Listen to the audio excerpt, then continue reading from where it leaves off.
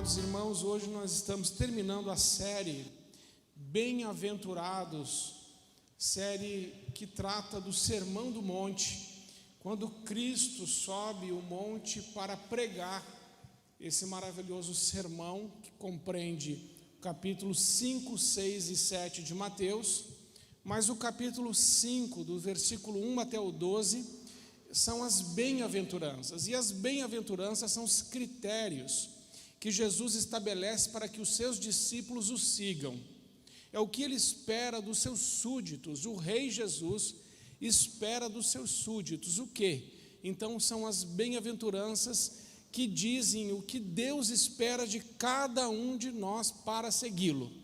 Então, se você quer saber ao que Jesus espera de mim como um seguidor, como um discípulo, como um filho, leia o Sermão do Monte 5, 6 e 7. Mas as bem-aventuranças falam de uma felicidade, e de uma felicidade indizível, porque esse bem-aventurados no grego é uma palavra só, e é assim: regozijem-se, alegrem-se sobremaneira, fiquem muito felizes. Quando Jesus diz bem-aventurado, é uma pessoa muito, mas muito feliz.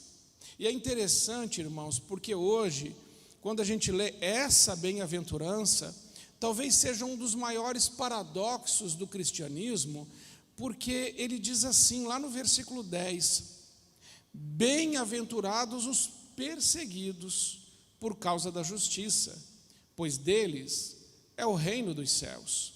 Bem-aventurados serão vocês, quando por minha causa os insultarem, os perseguirem, e levantando todo tipo de calúnia contra vocês, levantarem todo tipo de calúnia contra vocês. Alegrem-se e regozijem-se, porque grande é a sua recompensa nos céus, pois da mesma forma perseguiram os profetas que viveram antes de vocês. Amém. Então nós precisamos hoje entender que Jesus está dizendo assim: feliz aquele que é perseguido, feliz quem é caluniado, feliz quem é difamado, feliz quem é injuriado, feliz quem é atacado na sua honra, por causa de mim, disse Jesus, por causa de mim. Toda vez que se levantarem contra vocês por minha causa, disse Jesus, e os insultarem, caluniarem, difamarem, injuriarem e jogarem coisas na cara de vocês por causa de mim, alegrem-se, regozijem-se, porque grande é a recompensa de vocês nos céus. E diz ainda mais: porque assim fizeram com os profetas que vieram antes de vocês. O que Jesus está fazendo aqui é equiparando qualquer um que sofra pelo nome dele a profeta, aos profetas que vieram antes. Ele diz assim fizeram com os profetas que vieram antes. O que Jesus está fazendo? Está nos equiparando aos profetas de Deus que vieram antes, quando nós sofremos, quando nós aguentamos calúnia, difamação, perseguição, injúria, injustiça, falso testemunho, blasfêmia, e isso tudo é jogado contra a nossa cara, contra a nossa honra, contra a nossa pessoa, contra a nossa vida. E Jesus nos ensina: não revidem, não se vinguem, porque minha é a vingança, diz o Senhor. Nenhum profeta de Deus se vingou, nenhum profeta de Deus tomou as rédeas da situação para resolver quando as coisas não saíram conforme o planejado. Mas eles entendiam que aquele que os guarda não dorme e nem cochila. Este é o Santo de Israel que guarda a nossa vida. Não precisamos nos vingar. Bem-aventurados os perseguidos por causa da justiça. Um aluno perguntou ao seu professor: se a igreja for mais perseguida, ela será mais fiel? Parece uma pergunta razoável. A perseguição gera a fidelidade? O aluno pergunta para o professor: professor, quer dizer que se a igreja for mais perseguida, ela será mais fiel? E o professor diz: não, ao contrário. Quanto mais fiel for a igreja, mais ela será perseguida. O que traz a perseguição é a fidelidade. Perseguição não traz fidelidade, fidelidade traz perseguição. Quando você alinha a sua vida com Deus, quando você afina o teu passo com o passo de Jesus, quando você abre mão das suas coisas, dos seus desejos, das suas paixões, quando você separa tempo para Deus, quando você renuncia, sacrifica e recua para fazer a vontade de Deus, e você está fazendo isso tentando viver piedosamente diante de Deus, você sofrerá perseguição. A perseguição vem para todo aquele que quer alinhar sua vida com Deus. Por isso que algumas pessoas falam assim: pastor, eu fui para a igreja e comecei a alinhar minha vida com Deus e parece que piorou. Não parece não, irmão. Piorou mesmo. Piorou de fato. E sabe por quê? Porque não tem como entrar no reino de Deus senão por meio de tribulação. É claro que entramos por meio do sacrifício de Cristo. É óbvio que o sacrifício de Cristo é que nos comprou e nós entramos nos santos dos santos e na presença de Deus pelo sangue de Jesus. É claro, mas viver a santificação, o plano de Deus, vai exigir que a gente passe por muitas tribulações, como nos ensina Atos 14, 22. O apóstolo Paulo diz: importa-vos entrar no reino de Deus por meio de muitas tribulações. Não vivemos numa bolha espiritual, não vivemos numa estufa espiritual e também não somos blindados.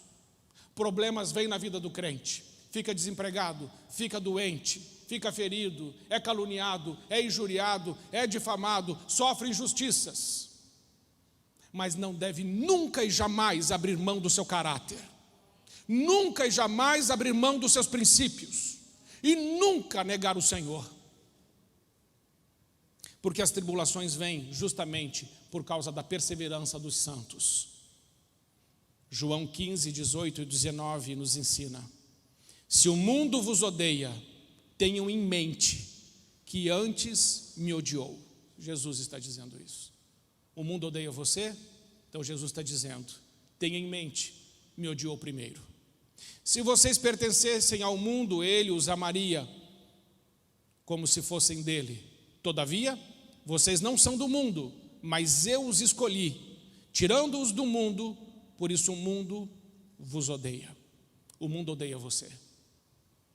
Romanos 12, 1 a 2 diz, Romanos 12, 2, não vos conformeis com esse mundo, mas sede transformados pela renovação da vossa mente, para que experimenteis qual seja a boa, perfeita e agradável vontade de Deus. O mundo tem uma forma, o mundo tem uma forma, o mundo tem um padrão, o mundo tem uma ideologia, o mundo tem princípios. E Deus diz através da sua palavra: não se amolde, não concorde, não seja amigo do mundo. Porque Tiago diz: quem se torna amigo do mundo constitui-se inimigo de Deus. Não dá para ser amigo de Deus e amigo do mundo. É justamente o que a Márcia trouxe no devocional. Deus nos tirou do Egito, mas ele diz: saiam da Babilônia. O que isso significa? Saia de um lugar aonde você não deveria mais estar.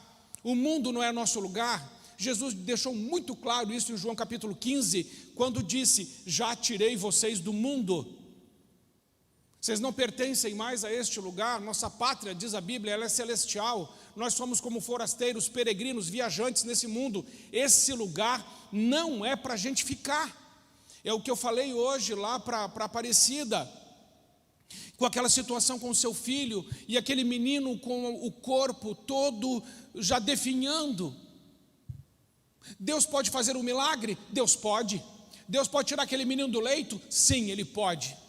Mas se Deus não tirá-lo, e aquele menino vier a óbito por alguma razão que Deus queira, esse não é o fim dele.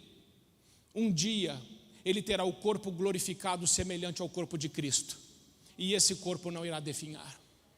Ainda que você tenha doenças aqui e problemas aqui, não é o nosso estado final. Esse mundo não nos define, esse mundo não tem a última palavra. Quem tem a última palavra é Jesus Cristo, nosso Senhor, e Ele já nos tirou desse mundo. Então precisamos viver como cidadãos dos céus. Não se amolde ao padrão deste mundo. A Bíblia diz: que comunhão há entre a luz e as trevas? Que comunhão há entre bem e o mal? Que comunhão existe entre o justo e o injusto? Que comunhão existe entre Cristo e Belial? Não há comunhão. Não há como ter amizade com o mundo. Em segundo lugar, precisamos entender que, sendo pacificadores, geraremos com essa atitude perseguição. A Bíblia diz em 2 Timóteo, capítulo 3, versículo 12, assim: todo aquele que quiser viver piedosamente em Cristo sofrerá perseguição. O apóstolo Paulo está dizendo alguns? Não. Todo o que quiser viver piedosamente em Cristo sofrerá perseguição. Não há, irmãos, escapatória. A perseguição é uma consequência de você andar com Deus. Quando eu comecei a ler os heróis da fé, o livro dos heróis da fé, nos grandes avivamentos da igreja, teve um homem que ele saía a cavalo, ele fez mais de 2.000 quilômetros a cavalo, ele ia de cidade em cidade pregando e anunciando o evangelho. Mas no momento da sua história, ele percebeu que o mundo já não estava odiando ele, porque ele era muito perseguido por anunciar o evangelho e proclamar a palavra de Deus e viver segundo a palavra de Deus. E chegou um momento que diz aquele livro, ele estava orando nos pés de uma árvore, assim num tronco, e ele estava muito incomodado, dizendo: Senhor, o que está acontecendo comigo? O mundo não está me perseguindo, o mundo não me odeia, está ficando confortável, está ficando estranho, está ficando bom, está ficando esquisito. E no meio dessa oração passou uma pedra do lado da orelha dele, quase acertou a cabeça dele, e ele falou assim: glória a Deus. O mundo me odeia. Se o mundo não te odeia, se preocupe. Se o mundo não te odeia, reveja seus valores. Se o mundo não te persegue, não te calunia, não te ofende, se a sua presença não traz desconforto para o mundo, converse com Deus. Talvez tenha alguma coisa errada com a sua vida. A vida de um crente incomoda. A luz incomoda as trevas. A luz faz as trevas recuarem. A luz tudo revela.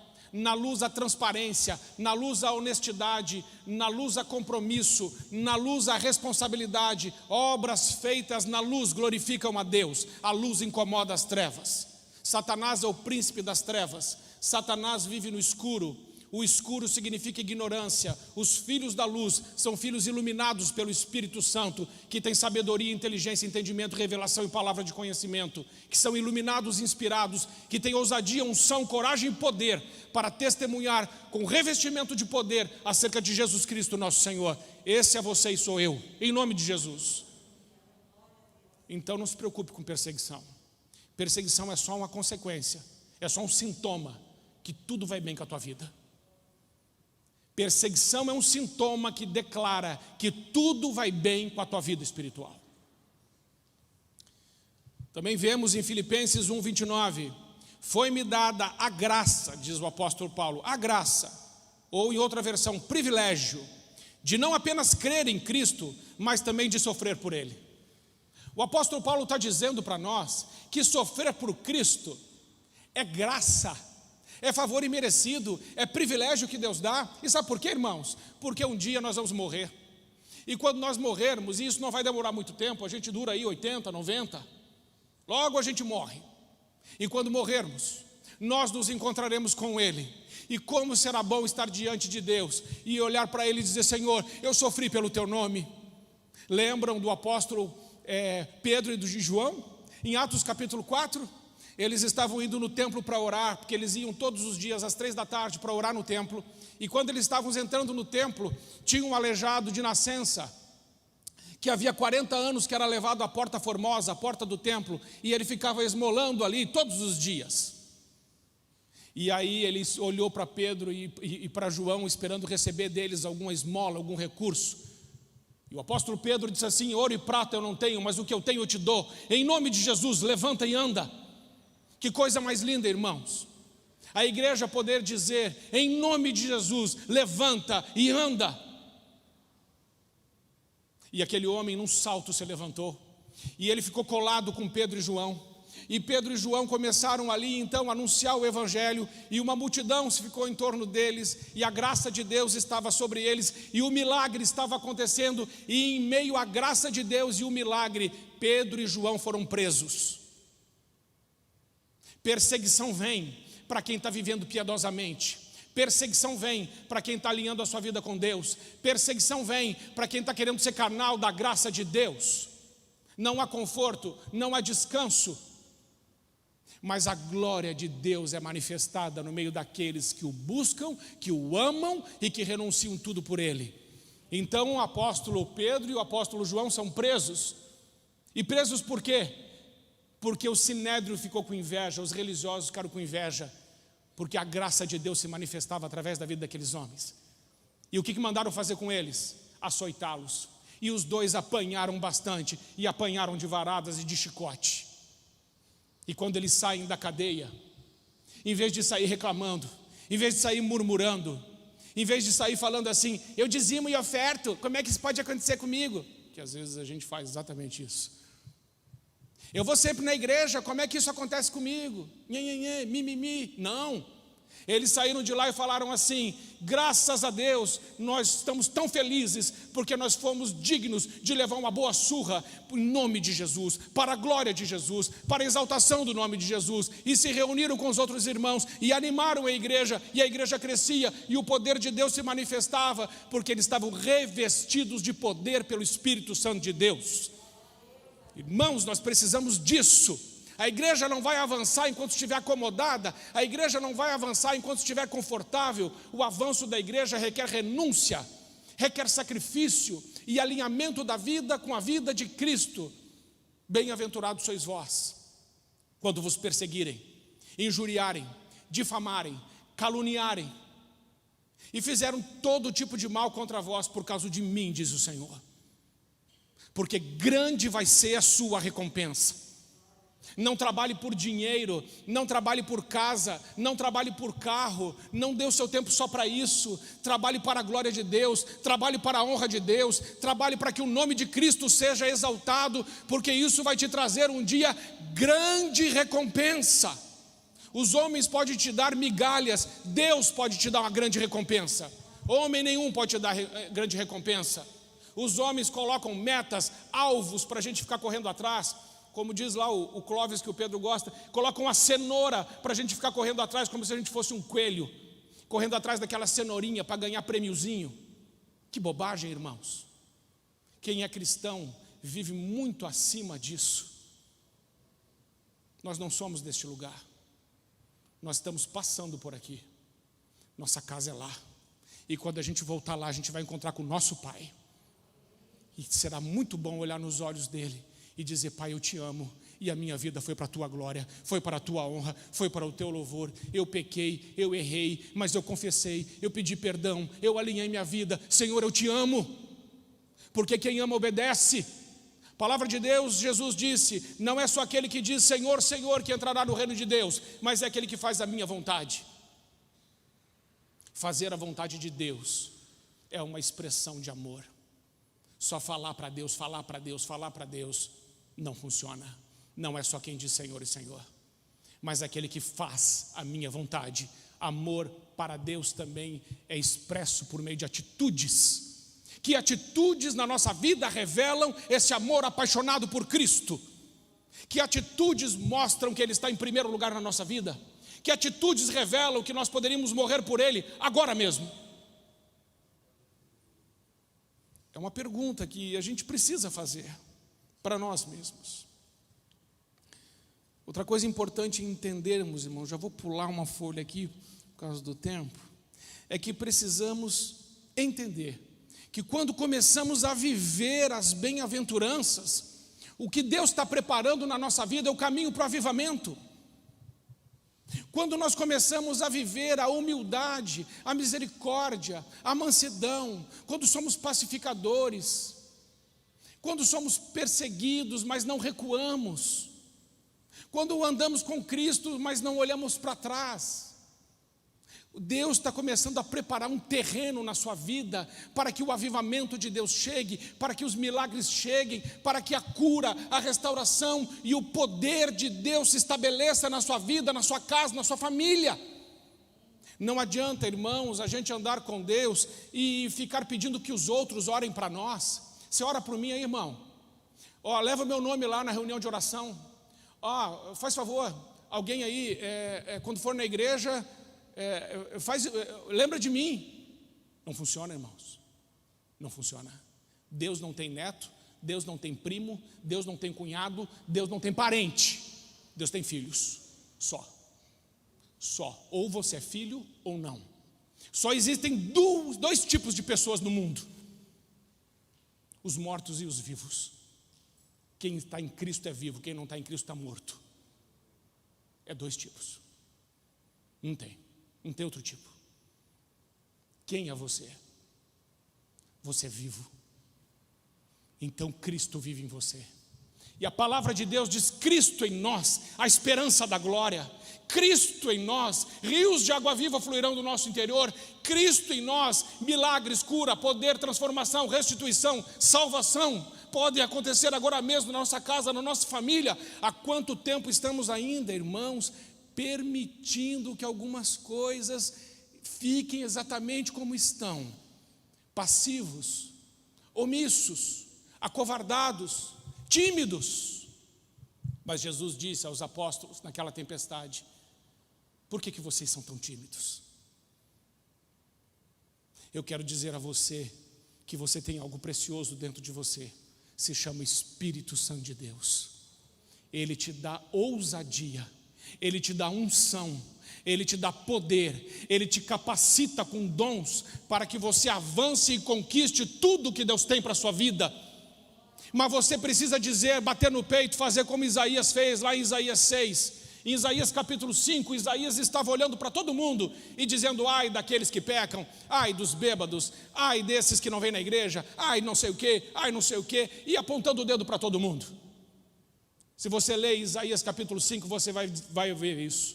Ele está dizendo ai de todo mundo. Mas quando chega Isaías capítulo 6, ele vê Deus no alto sublime trono.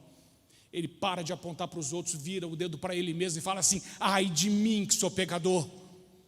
Quando a gente vê a glória de Deus, irmãos, não temos mais tempo para ficar julgando a vida do outro. Quando a gente vê a glória de Deus, a gente não tem mais tempo para ficar fazendo fofoca da vida do outro, perdendo tempo com a vida do outro. Quando a gente vê a glória de Deus, a gente olha no espelho e fala assim: ai de mim, porque eu sou um pecador. Tem misericórdia de mim, Senhor. Muda a minha vida, muda a minha história, transforma, purifica-me, renova-me, salva-me, usa-me, Senhor, para a tua glória. Tanto que Deus diz assim: a quem enviarei? E Isaías já bate no peito e diz: Senhor, pode me enviar. Estou aqui para fazer a sua vontade. Usa a minha vida.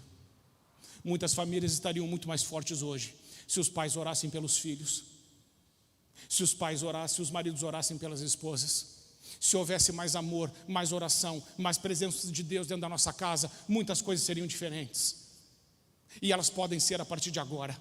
Essa palavra não é para te trazer culpa, essa palavra não é para você se sentir mal, essa palavra é para você dizer assim: ok, até aqui foi assim, a partir de agora eu vou começar a orar todos os dias na minha casa, e a glória de Deus vai vir na minha casa. Eu abençoo a minha esposa, eu abençoo os meus filhos, eu abençoo a minha linhagem, a minha descendência, o lugar onde eu trabalho, eu abençoo, eu vou avançar, eu vou prosperar. Deus está comigo. Senhor, eu quero cumprir a tua santa vontade. Vai me dirigindo, vai me guiando. Espírito Santo me lidera, Espírito Santo me diz o que eu devo fazer, porque o Senhor é Deus que fala com os seus filhos. Eu sou seu filho, fala comigo e me diz, Senhor, o que está errado, o que precisa mudar, onde eu preciso avançar, onde eu preciso recuar, o que eu preciso pedir perdão. Muitas vezes, irmãos, nós idolatramos os nossos sentimentos, idolatramos aquilo que é conveniente para nós. Sabemos explicar muito bem e justificar muito bem e argumentar muito bem sobre algumas coisas que estão na nossa vida que Deus não quer. Pois eu desafio você a parar de explicar, argumentar e justificar e dizer: Senhor, me perdoa, esse lixo está saindo agora da minha vida. É do teu jeito, não é do meu. Não podemos adorar a Deus do nosso jeito, irmãos. Não funciona assim. Ah, pastor, Deus é bom, Deus é amor. Deus é bom, Deus é amor, mas Deus é justiça. Ele é justo. E a justiça dele vai ser aplicada sobre a nossa vida. Não se adora a Deus do jeito que a gente quer. Se adora a Deus do jeito de Deus. Ele disse lá em Mateus também, capítulo 5, a partir do versículo 21, ele vai dizer: se alguém sabe que outra pessoa tem alguma coisa contra, você sabe que alguém tem alguma coisa contra você, deixa a tua oferta no altar, Primeiro vai e se reconcilia com teu irmão, depois vem e me oferece oferta. O que Deus está falando é o seguinte: você quer me adorar? É do meu jeito. E eu estou dizendo para vocês que Deus está falando. Tem alguém que você está de mal, está de bronca, não está legal? Pede perdão ou perdoa, resolve. Porque como é que você pode amar a Deus que você não vê, se você não ama o seu próximo que você vê? Então, irmãos, o desconforto na nossa vida tem que ter. Porque se não tiver, tem alguma coisa errada. Que Deus, em nome de Jesus, te dê um desconforto hoje. Mas um desconforto bom, que vai trazer. Falo, nunca mais vir nessa igreja. O pastor dizendo para dar desconforto. Um desconforto que vai levar você a construir ponte onde tem abismo. Um desconforto que vai levar você a dizer: Senhor, é o Senhor que manda na minha casa, na minha vida e na minha família. Sou eu não, é o Senhor. E a tua palavra é o meu GPS, tua palavra é minha bússola, tua palavra é meu trilho. Eu ando do jeito que o Senhor manda. E tem mais, minha família não falta nos cultos. E outra coisa, todo sábado aqui tem culto jovem, 19h30. Pensa num culto que é uma bênção. Seu filho tem que estar aqui.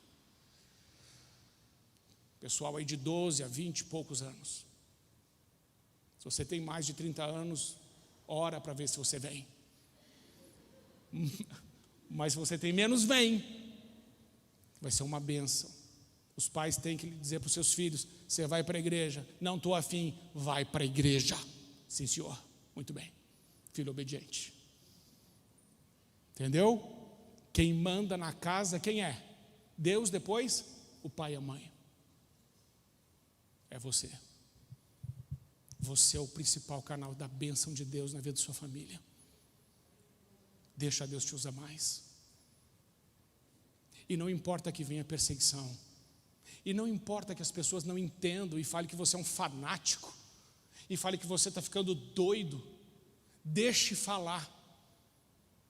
Que venham as calúnias, que venham as injúrias, que venham as difamações. Pode vir.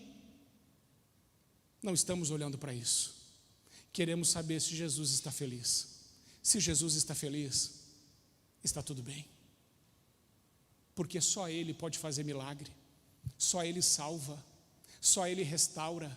Só Ele cura. Só Ele transforma. Ele disse: eu sou a ressurreição e a vida. Eu sou o pão que desceu do céu. Eu sou a porta das ovelhas. Eu sou o bom pastor. Ele te ama. Mude um pouco. Fique um pouco mais inconformado. Alinhe a sua vida com a palavra de Deus e você verá o que Deus vai fazer. Atos capítulo 1, versículo 8 diz: e recebereis poder quando descer sobre vós o Espírito Santo. E vocês serão minhas testemunhas em Jerusalém, na Judéia, na Samaria e até os confins da terra. Recebereis poder. O diabo tem tentado enganar tanta gente, dizendo que não tem poder, que não pode fazer nada. Eu quero te dizer que isso é mentira. Jesus não mente. Essas foram as últimas palavras de Jesus antes de ele ser assunto aos céus. Ele olhou nos olhos dos discípulos dele, e se ele estivesse aqui agora, ele diria para nós a mesma coisa, mas ele está dizendo com a sua palavra: recebereis poder quando descer sobre vós o Espírito Santo. O Espírito Santo já desceu.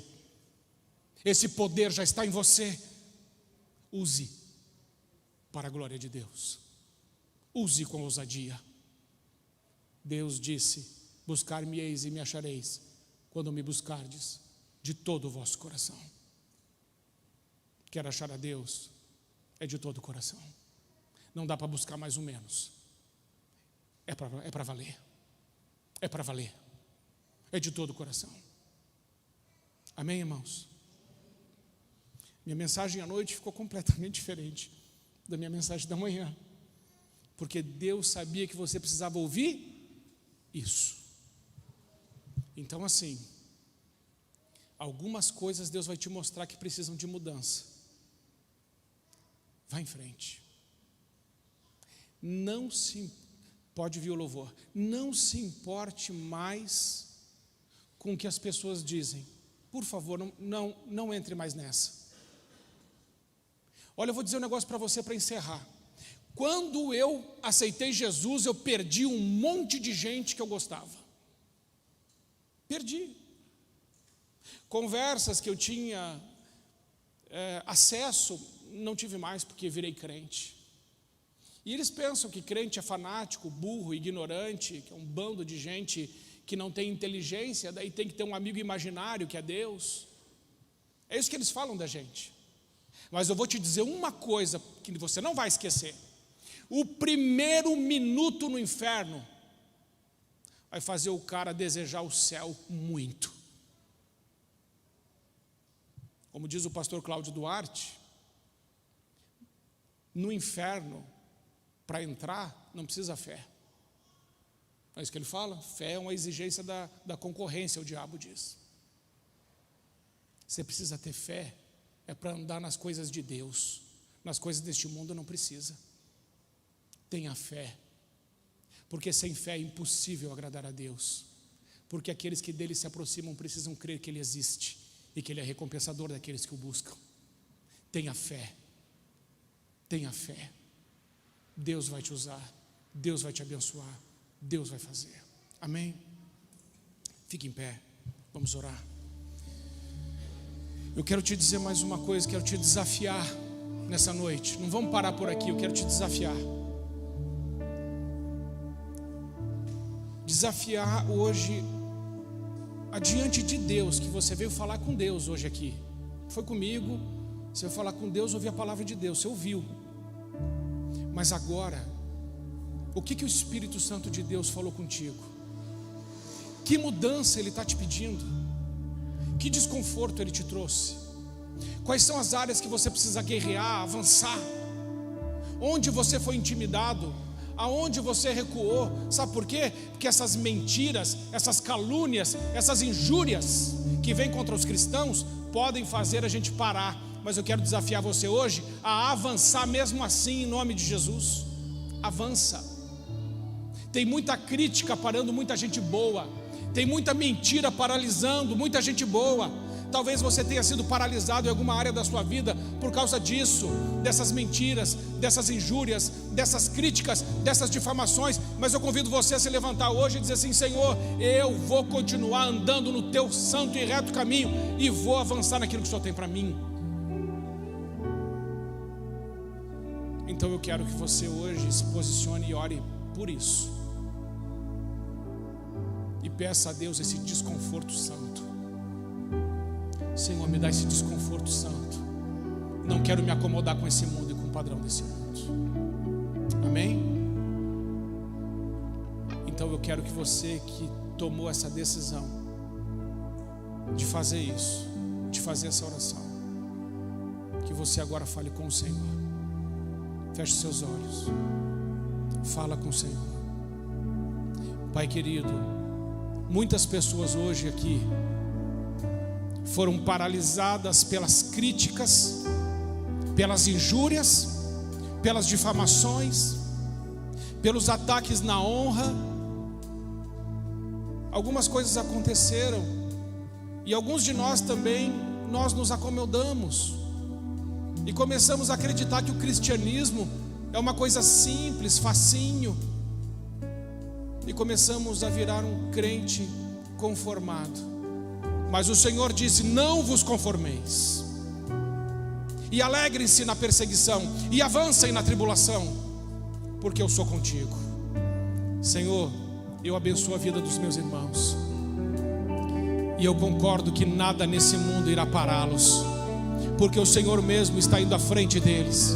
Senhor, traz de novo um renovo sobre eles, que sejam todos eles cheios de coragem, de ousadia, de unção, de poder, de autoridade. Nós vamos avançar em nome de Jesus e veremos o Senhor estabelecendo o seu reino em nossas vidas, em nossa casa, em nossa família, no nosso trabalho. O domínio de Cristo vai se estabelecer em nome de Jesus.